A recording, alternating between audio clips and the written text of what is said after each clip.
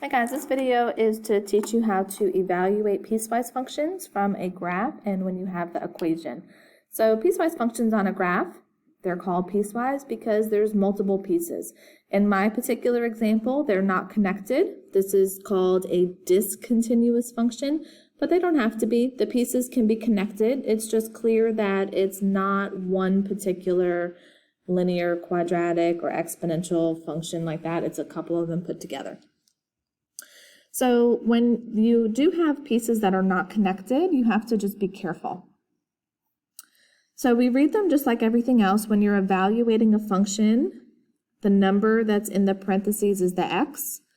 And so your job is to tell me the y value. So on a graph, those are the ordered pairs. That's where we're getting them from. So f of -3, I'm going to go to -3 on the x-axis. And I'm going to have to go to where my graph is actually like lined up with x of -3. So that is the point -3, -2. So my answer that I'm going to put is just the -2 piece because my goal when you evaluate is to tell me the y. All right, at -2, something special happens. -2 is where the first piece has stopped and the next piece has started. So if you notice, there's a closed circle here and an open circle here. When you're evaluating from a graph, never use an open circle. There's no value there. That's why it's open. That value is not included. All right, so if you have to choose between an open and a closed, you always choose the closed. That's the one, that's the actual value. So that's the point -2, -1. So my answer is -1. I also want to mention to you, because I drew this not on graph paper, I kind of exaggerated these other points that are on the graph. That's not typically what your graph is going to look like. So just understand you're allowed to use points even when they're not drawn as points for you. It's expected that you can read a graph even when it's smooth and the points are not really there. All right, f of 1. So I'm going to find the point that has 1 as an x. So that looks like the point 1, 3. So the answer is just 3. F of 0. 0 is the origin. So again, look, I have a closed circle and I have an open circle. So I'm always going to choose the closed circle. So that's the point 0, 2.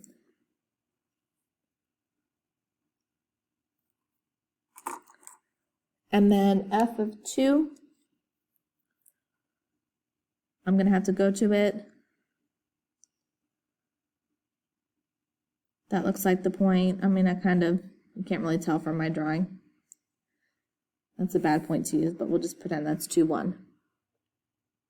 All right, so basically you're looking for the ordered pairs that have this as the x, and you're telling me the y. Make sure you never use an open circle. All right, piecewise functions from an equation. You can tell it's piecewise because look at all these different components. There's 2 components to each of these lines. The first part, that's where you're actually going to plug in the numbers for x. I put a comma here. Each problem is a little bit different. Sometimes there might be the word if or the word when, or there might just be like a giant space. But the second part, you'll notice all the inequality signs, the equal signs. That tells you what piece to use. So whenever you're evaluating a function, even though we have 4 choices for this particular example, I should only ever be using one of these pieces for each problem. And this part is going to tell me which one to use. So this part is called the constraints. Sometimes they're also called the restrictions. But if you can see that they're all inequalities. So you do need to know your inequality signs. You know the difference between that's less, that one is less than or equal. Less would have open, less than or equal would be closed. The other way is greater than, greater than or equal to. All right, so again, the less than and greater, those are, they match the open circles that are on the graphs. Less than, equal to, greater than, equal to, those are the ones that are closed. Those are the ones that include the value. All right, so my first example, I want to plug in 2 for my x's. So I'm going to look at my inequalities. This inequality says this piece is only for x's that are less than -4. 2 is not less than -4, so I'm going to move on. This next piece literally means numbers that are in between -4 and 1.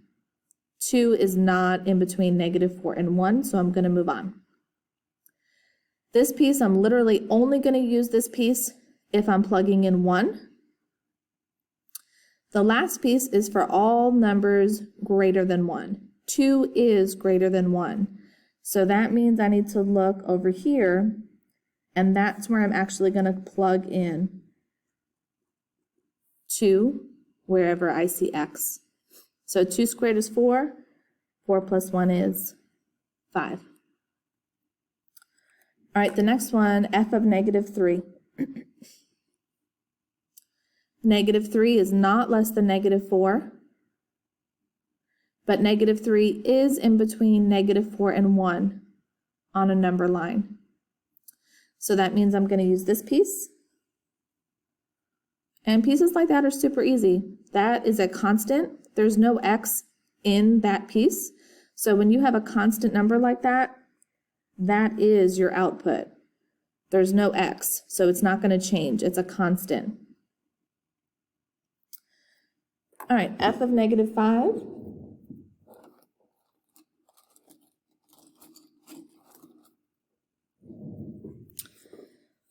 -5 is less than -4, right? If you owe somebody $5, you have less money than someone that only owes $4.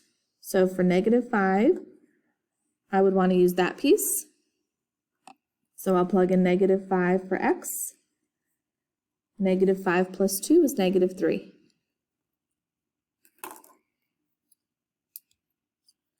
All right, and my last piece, 1 is not less than -4. 1, I see the number 1 there, but see that open, that less than sign? That means 1 is not included. Same thing with this one down here. 1 is not included when it's just less than or greater than. So this has a special spot just for 1. This is the piece that I'm going to use when x is 1. All right, and again, that's a constant piece. There's no variable there. I'm not plugging anything in. That's a constant 8, so that is my answer. All right, so obviously each problem is a little bit different, but the things that stay the same are looking at your constraints, looking at those inequalities. The inequalities tell you which piece to use. And then the first part that they give you, that's where you're actually plugging that number in for x to see what it equals.